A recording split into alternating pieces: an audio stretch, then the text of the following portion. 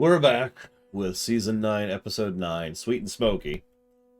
This is the episode in which we find out that Smolder and Garble are related, and the dragon eggs are not hatching, but then they solve both, and everything's hatching, and everything's cool. Or hot, I guess. This is by Kim Byer-Johnson.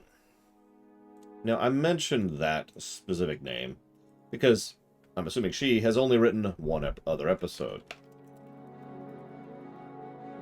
That would be non-compete clause. Remember that one? No, of course you don't. It's the episode in which Applejack and Rainbow Dash take their friendship students on a teamworking trip and are very stupid. I gave that episode a blue.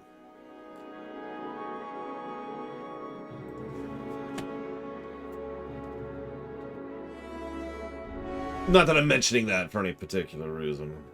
Oh, I forgot to announce this in the MLP channel. Announcements. Somebody. I need a good secretary. Except I can't afford one, and there is no such thing. Episode 9. Sweet and Smoky. So, I do like how chill. So, the very first scene is actually probably the best scene in the entire episode, and I mean that sincerely. This episode starts off with Smolder coming in saying, "Hey, is it okay if I skip out for the day?" Twilight's response, without even looking up from her work, "Yeah, sure, just make it up tomorrow." That's awesome, actually. It says a lot about how Twilight operates her school, and it says a lot about the kind of trust that they have in their students, both of which are things we could presume, but it's nice to see on camera like that. Then, hang on, it gets even better. Then what happens is she says, "No, it might actually be for the week." Now, their first reaction is, "Oh my god, is everything okay?" Which is exactly the correct reaction. That is exactly what a teacher, a parent, a caretaker, whatever, should have to that kind of thing. "Yeah, I need a week off. Oh my god, is everything all right?" If, as a boss, one of my employees came to me and said, "Hey, I need to take a week off," my reaction to the, "Is everything all right? Are you okay? What's going on? Oh god," you want a week off, something's up. And if it's something bad, well then screw you. If it's something worthwhile, well then yeah, that's what understanding is. Nevertheless, Twilight is obviously rather hesitant to give a student a freaking week off, but they managed to make it work. So, cool. Fluttershy and Spike and Smolder head up to the Dragonlands. So, we're actually starting pretty hot, pretty strong. Good opening. Good intro, plus the story. Then, immediate negative story. Why are they walking? There's an implied time crunch, and the Dragonlands are not next door, and they're walking. This is just such a weird thing that I just kind of... Yeah, not only do all three of them have the ability to fly, but there's other ways they could get up there quickly. I know, it's a nitpick thing, but I bring it up because as soon as I saw they were walking, some part in the back of my mind said, "Oh god, it's a badly constructed episode, isn't it?" Because someone, somewhere, never actually thought about adding in a 3-second shot of an airship drifting off into the distance behind them, right? It would be so minuscule to add that. Even as an animator, I can tell you, adding in an extra shot back here in the background of an airship just kind of doing this as they're walking towards the Dragonlands, boom, problem solved. But nobody thought about that. And I'm just like, huh. So, whatever. Okay, fine. But that's the sign of things to come here. So then we move on. And they get up, and they're building... They build up Smolder's brother. They do it so much and so obviously that I guessed it was Garble after the second time where they did this. Because she keeps saying, my brother, yeah, he's got this, but he's cool, and he's this, and he's my brother, and he's my brother. And they just keep doing that thing that only really happens in fiction, where they actually talk in an unnatural manner in order to preserve a twist or a mystery. Now, this isn't the worst example of this I've seen. I've seen plenty worse examples where someone will say something incredibly unnaturally just because they're trying to preserve a specific twist or mystery for the sake of the audience. But in this case, it was still quite overt. So it's like, yeah, okay, sure. Yeah, oh, that would piss me off, Ross. But yeah, it's like, all right, cool. This is something they actually hinted at before. If you remember, they mentioned that Smolder has an older brother. I forget the episode, but it was earlier. early in the season. That's already mentioned. That brick was already laid. So, okay, cool. So, Fluttershy goes to be adorable around the eggs. It was Molten, thank you. Now, Ember, of course, can't tell ponies apart because that's funny for some reason. I know we've already done that, but at least Starlight and Twilight at least look and sound a little bit like each other. Whereas Fluttershy is Apple Dash, apparently. Okay, whatever. I'm going to pass over that. What I do like is Ember's trying to figure out what to do. This is Mr. Rodsky being awesome in one simple scene. Because what he just did is he just subbed to Zelda Block. Thank you very much, as always. Always appreciate, always obliged. Thank you very, very much. And I will jot that down for the Zelda Block. If you give me a moment here. Mr. Rodsky. It is always nice to see Ember. She's actually probably one of my favorite recurring guest stars. Ironically, alongside Thorax. Unless we count Discord. So it'd probably go Discord, and then Ember, Thorax. Those are my favorites right there. Anyways, Zelda Block. Anyways. So, yeah, Fluttershy goes gaga. And yeah, that's in character. I'm with it. That's cool. Fluttershy's fine here. What I find fascinating is this is such an interesting insight into dragon culture. It's probably the only other thing, there are only 2 things I could say positively about this episode, that actually helps to elevate the episode, and that is the very insight into how dragon culture works. The Dragon Lord is supposed to help the eggs hatch, but her dad, the previous Dragon Lord, didn't tell her jack. I forget how she phrases it, but it's sink or swim. Throw into the fire, make it work, right? And that's their mentality, their attitude, a very Sith mentality, actually. You know, and the argument is always, if you can't figure it out, then you weren't good enough, right? Or you didn't deserve to, or whatever. And that tracks. Yeah, that is very dragon. From everything we've learned about the dragon culture across the last 7 seasons or whatever it's been, this has been pretty on par with what we've seen before. And this kind of ties into Imperial Star Destroyer's question, because on the one hand, this mentality works for the same reason it works for the Sith. And on the other hand, this mentality is amazingly mind-bogglingly stupid, which is why the Sith have always been defeated every single time historically. Now, I know, referring to Star Wars with regards to... Oh, did they show up in Season 2? I actually don't remember when we first went to the Dragonlance, but... I hate to refer to Star Wars, but especially in the EU, a commonality, which makes perfect sense because it does make perfect sense, is that the Sith would go... Think about it like this. Let me actually describe it this way. Imagine a giant pile of people. Not literally, just metaphorically, right? They're all going... Blah, blah, blah, blah, blah, blah. Now, thanks to the law of averages, thanks to percentages and chance, occasionally, all these people constantly hurting and killing each other, one of them will eventually rise up and be strong enough, skilled enough, intelligent enough, and, this is important, lucky enough to actually accomplish something. So the Sith move forward. But the problem is they never stop that stupid mentality. So instead, everyone below them now has a target. Instead of going after each other, they go after this one. And so what happens is we have like a line graph. How powerful are they? Or, I'm sorry, it would actually be this direction. How powerful are they, and how long does it take for them to eventually be inevitably overthrown?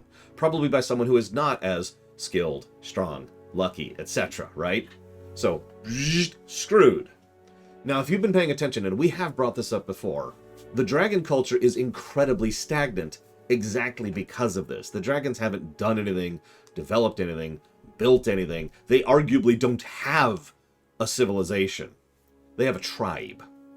They have the one chieftain, the Dragon Lord, and honestly, that's kinda it. So, all of this episode puts a perfect insight into why this is such a destructive concept from a long-term perspective, from a macroscopic perspective. Because it was entirely feasible that those eggs would never have hatched and would have just died off if Ember was never able to figure it out, because no one told her what to do. Burn or be burned. And you see the problems, right? This is why I tie this directly to your comment, Imperial Star Destroyer, because I think it's actually very possible that the dragons will get stronger, will develop more, with their stronger connections, with their greater acceptance of the harmonic pattern and concepts of friendship and acknowledgement and cooperation and etc. Because as a consequence thereof, they'll be able to do things like not lose an entire freaking batch of kids. Now, I agree with that way out completely. In fact, I'm very anti-helicopter parenting as a general concept, whether it's as a boss or as a parent or as an uncle or whatever. But yeah, greater acceptance of other species. Let me summarize this in an extremely basic way. You know why international trade is a good thing? Really? Is it because of wealth? No. Is it because of new markets? No. Is it because of different concepts and ideas and trades? No. It's because of survival. If there is some big plague or some big drought or some big environmental disaster in nation A, it also helps war, but let's ignore that. If there's some big problem with food in one country, that's no longer just the death of bagrillions of people. It can still cause problems. It still usually does cause problems, but there are other sources of food now. This is one of the most bare bones, burn away everything else, crucible all the other things that international interaction has done, and pull it all the way down to its very core of simple survival. Anybody who studied history will tell you just how many millions of people have died to nothing more than a flood or a drought. And I bring this up because this is directly relevant with the dragons. If nothing else, if there is a substantial problem or a significant issue or a calamity or whatever, the dragons now have the opportunity and the possibility of asking for help. International aid can exist now. We're still at the beginnings of this. Yeah, I agree with the Griffins also following this. We're at the beginnings of this. We're seeing the bare bones, like the first few reaching out. Ember is probably the first time this has ever really been considered on any scale. And yet, this is now something that for the first time in possibly ever is on the table. And yeah, this is also true for the Yaks. Now, let's be honest. Yes, there are obviously problems and negatives that come with international trade too. I don't want to dismiss that. Negatives and positives tend to be side by side. That's how life works. But I bring this up because, yeah, you notice we're still talking about the B plot, right? We're still talking about the actually fascinating and engaging, frankly interesting B plot, because the A plot is stupid. Now, unfortunately, that is about all I've got for the B plot. And, you know, I mean, all I've got is 12 minutes. So then we switch over, and it's Garble, and he's a teenager for a bit, and, I mean, we know what this is like, right? I don't know how many of you personally know what this is like, but it's not uncommon to act like a jerk to not be the target of jerkdom. Because that's Garble's motivation in a nutshell. He says it outright towards the end of the episode. I don't want them to target me, so I do the same thing. This is extraordinarily common amongst youths and adults. So, cool. I wish the episode was constructed better.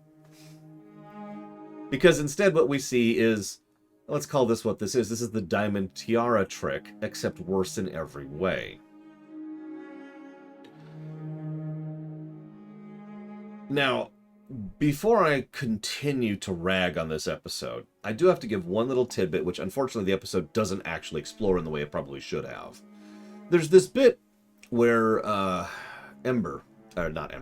Smolder, all dragons look alike to me. The Smolder is talking to the teenage crowd alongside Garble and Spike. This is actually pretty early on in the episode. And one of the random teenagers, I don't even know their names and don't care, says, "Oh, pony school made you soft." Her response is to grab him by the cuff and lift him and say, "You want to test that?" Maybe later. You might think, what's so significant about that moment? This is something the show has actually covered several times before. Just because you have friends or engage in friendly activity doesn't mean you have to be all namby-pamby. There was actually an entire episode about this we've already covered so far. There's a lot of different flavors and types of friendship. In other words, you don't have to stop being you in order to be part of the pattern. You don't have to stop being a dragon to have friends. And this is also tied into Imperial Star Destroyer's question. Smolder is literally a demonstration of this. So is Ember, to be completely blunt. She's still more than willing to be like, uh-huh. And more than willing to put her foot down, literally as well as metaphorically, while still having concepts such as friendship and you know, that's cool. I like that. It's also interesting because it's true personally, but also true culturally. Dragons as a concept, dragons as a society can already be friends without having to stop being dragons. You don't have to lose your identity to do that. Now, I've already covered all that, so that's whatever. Moving on. So then we have Spike, who's like, "Hey, I'm Spike. You know what's funny? It's really easy to get along with certain people, like me. Anyone can get along with me. I'm super chill, unless you try to bite my niece, and then I will kill you. But it's okay. I'll just crush you like a bug. Points if you get the reference. But what I find amusing is fiction rarely covers how hard it is to get along with some people, how some people are just that level of obstinate or irritant or frustrating or whatever. And I tend to go along with that kind of thing when it's written properly. Because, well, I don't want to spoil too much, but I mean, Mass Effect 2, Jack. Or Dragon Age Origins, Morrigan. Now, yes, you could argue from a gameplay perspective both are easy to get along with because all you have to do is keep doing their quests, but I'm talking purely from an in-character lore perspective.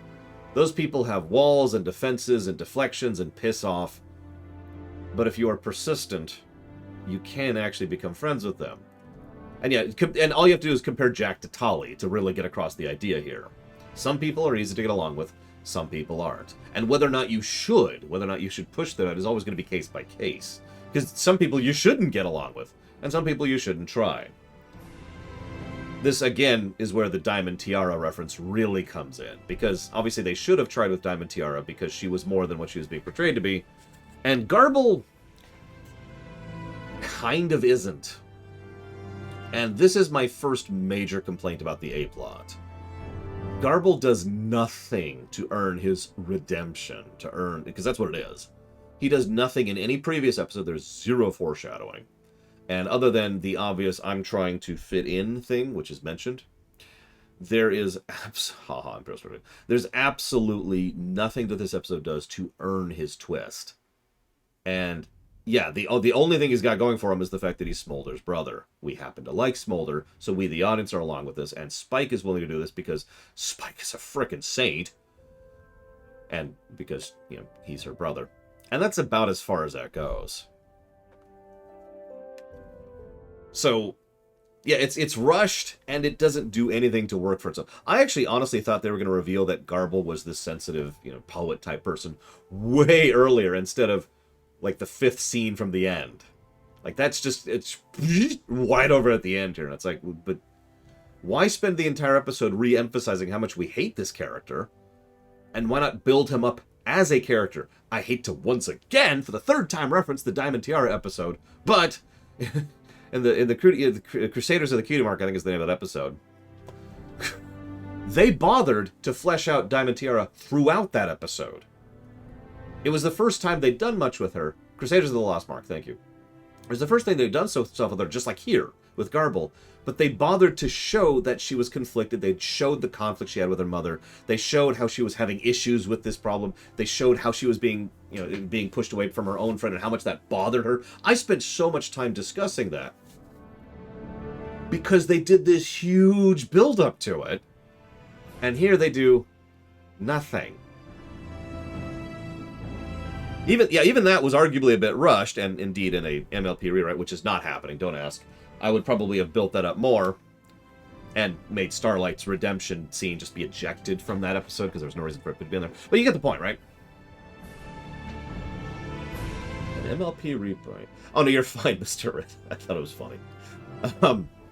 I do hate that dance. That dance is just so stupid. Negative to story for how dumb that dance looks. Anyways, moving on. So they don't earn it, and it comes out of nowhere, and it's a bit rushed. So all of these are bad, constructually speaking. Make Zephyr better? I mean, honestly, that's easy. Just make him not a disgusting person. Rein it in a bit. An episode rewrite? Stop tempting me. I still haven't had time to work on the Trek rewrite. I'm going to. I actually have a plan in mind right now in terms of my overall schedule for the next probably about a year, in order to have substantially more time available to work on the rewrite. And I'm going to do that. I really am very excited and interested in the Trek rewrite. And honestly, I want to do other rewrites too. I've already been putting out feelers for other formats to do other rewrites, other than just animation, too. But, yeah, make Zephyr better. Anyways, back to this episode. Sorry for going off topic there. So Spike is trying way too hard, and Fluttershy has no idea what's going on. And then they swap roles, which is kind of an obvious ploy. But it's funny because, on the one hand, Spike doesn't know that much about dragons. This has been established recently. As recently as when he got his wings, if nothing else. Never mind when he had his dad, right? So that's kind of... okay. So why is... Spike is suddenly the expert. And you notice Spike, within seconds, figures out that the eggs aren't warm. You caught that, right? Like, Ember knows the eggs need to be warm. It is Spike who notices that they are not warm. Now, I like Spike, and I like him having a brain, but that's a little bit too... He rolled a 25 on his int roll, or his perception roll, and the GM's like, yeah, no, they're too cold. Like, that's exactly... I know I keep saying everything is a D&D game, but that is exactly what happened here. There's no logical connection or flow through there. If anything, what could have happened is Ember notices they're too cold, and can't figure out why they're too cold, and then it is Spike who has already been aware of the fact that the teenagers are redirecting the lava flows. He brings that up to Ember's attention. Ember then goes to solve it. That simple restructuring would still make Spike relevant and help him solve the problem without him suddenly just knowing, right? Oh yeah, by the way, quick aside. Did you notice that Ember... Obviously, Ember's very happy to see Spike. Didn't know she was here, by the way, but very happy to see Spike. But did you also notice that he goes to hug her and she still doesn't do the hugging thing? I thought that was a nice touch. I mean, she just kind of awkwardly pats his head, like she always does. She's still happy to see him. She just doesn't do the hugs. I love that. So, point for that. I'll give you that one episode. Anyway, so Spike figures it out. Meanwhile, Fluttershy goes and notices Garble doing poetry. Yeah. Okay. One of the things I like about this tidbit, and I do, is that Fluttershy is utterly unafraid of Garble at this point. In fact, she throws everything in his face. Completely. What are you doing sneaking around? Really? Am I sneaking around? I thought you were the one who was sneaking around. Oh, look, bongos. Bum, bum, bum, bum, bum, bum, bum. And this is when Garble it actually gets exactly one scene of characterization, which is exactly the problem I mentioned earlier. He gets one scene. I mean, yeah, he embarrasses himself to make the dragons. I'll complain about that in a second. But he only actually gets one scene of characterization. The only reason this scene doesn't get just a straight negative is because Fluttershy is actually pretty legit in it. It's still kind of a dumb scene, and it's still way too crushed. But at least Fluttershy is very Fluttershy here, and that's awesome. Oh no, that caught me immediately too, Sean. I know, right? Words, rhythm, sometimes ride weird. Punctuation. Frickin' beatniks. Sorry, I don't like that kind of poetry myself. No judgment, just not my thing. So yeah, Fluttershy talks about having real strength and being true to yourselves, and we get that identity vibe that's been so popular in MLP in Season 8 and 9. And then Garble has this big plan. He convinces the dragons to laugh at him, and the dragons naturally laugh in the direction of the eggs while they're laughing at him. This is silly. Even for this show, this is silly. Because this is a very clear, okay, I want the two plots to be solved by Garble. Okay, they'll all laugh into the pits. What? That's ignoring the fact that dragons apparently don't have control over the temperature of their own fire. I don't know if you caught that. I mean, I could really do a whole discussion on the fact that dragons apparently have no control over their own flame's heat.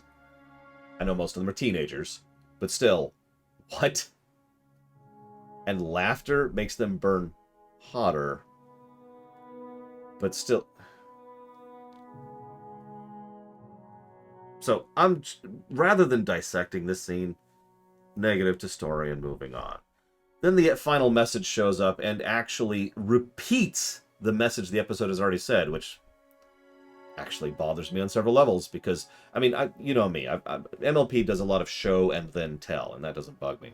What this is it showed and then telled, and that starts to bother me a little bit. and then it is incredibly on the nose, incredibly blatant about its message. It's to the point where I actually expected the characters to look at the camera, like the old He-Man cartoons, and say, hey, did you know? And then the episode ends on a straight-up wah-wah. One of the worst wah-wahs in recent memory. And yeah, I was going to ask the same thing, Imperial Star Trek. Where the hell are the adult dragons? Where's anybody other... Ember herself isn't that old. Yeah, no, I agree, Weouts. This episode does have some good moments and does have some good details. And I said before, the intro is probably the best scene in the whole episode, the cold open. But this episode kind of sucks. I don't think it's blue territory, but I can't imagine. This is below average. Like, I think green is a ceiling here. What are we thinking? I'm not sure if it qualifies as blue, because it does have some good moments, and the B-plot is fascinating to think about and discuss, as we spent the first 12 minutes discussing. I'm seeing some consensus. So, okay, yeah, we'll push it up to green, which means Kim Byer-Johnson has managed a blue and a green. Next episode. What do we got next? Hang on, where's my stuff? Next is Going to Seed. Before I cut off, I need to see who wrote that one so I can update the sheet. Who wrote you? I mean, she is improving. That's true. Dave Rapp apparently wrote this one. Hang on. Is that Dave? No, not Dave Polsky. Dave. There we go. Dave Rapp, who wrote Flutter Brudder. That's a good question, Pearl Star Destroyer. I don't know. But it wouldn't surprise me, because, yeah, this does feel very sitcom-y in an insulting kind of a way. I need to reiterate that, because I use sitcom as an insult, and I probably shouldn't, because it's actually an umbrella term. So, yeah. Anyways, Going to Seed by Dave Rapp, who has written some interesting episodes. I'll see you in about 25 minutes.